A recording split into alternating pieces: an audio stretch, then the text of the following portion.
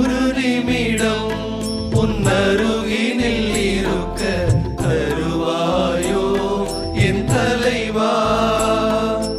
ஒரு நிமிடம் உன்னருகினில் இருக்க தருவாயோ என் தலைவா. இயேசுவுக்கே புகழ், இயேசுவுக்கே நன்றி, மரியே வாழ்க. ஒரு நிமிடம் அருகில் இருக்க இறைவார்த்தை கேட்டு தியானிக்க அழைக்கப்பட்டிருக்க நாம் அனைவரும் ஆண்டவரை போற்றுவோம். பிரைஸ் தி லார்ட், ஹல்லேலூயா. இன்றைய இறைச்செய்தி, ஓமைகள் உள்ளம் திறக்கட்டும்.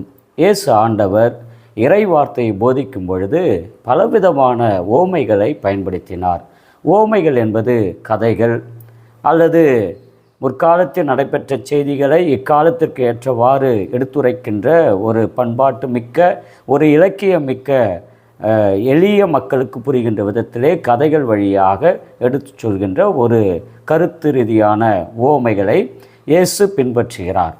அந்த விதத்திலே இந்த ஓமைகள் புரிந்து கொள்வதற்காக இயேசு சொல்கிறார். ஏனென்றால் நாம் கண்கள் இருந்தும் கடவுளை காணாமலும், காதுகள் இருந்தும் கடவுளுடைய வார்த்தை கேட்டு தியானிக்காமலும், உள்ளம் இருந்தும் அவற்றை திறந்து அந்த இறைவார்த்தை கேட்டு வாழ்வாக்காமல் இருக்கின்ற அந்த நிலைக்கு இயேசு ஓமைகள் வழியாக இன்னும் எளிதாக இந்த இறைவார்த்தையை கற்பிக்கின்றார்.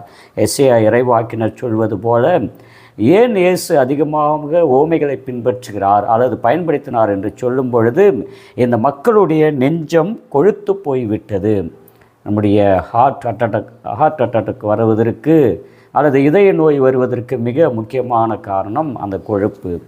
அப்போ நம் கடவுளுடைய வார்த்தையை கேட்பதற்கும் கடவுளுடைய வார்த்தையை நமது வாழ்க்கையில் பின்பற்றுவதற்கும் நம்முடைய நெஞ்சம் கொழுத்து போய்விடுகிறது. அதனால் நம்முடைய காதுகளாலும் கண்களாலும் அவருடைய வார்த்தையை கேட்டு தியானித்து வாழ்வாக்க நாம் முயற்சி செய்வது கிடையாது.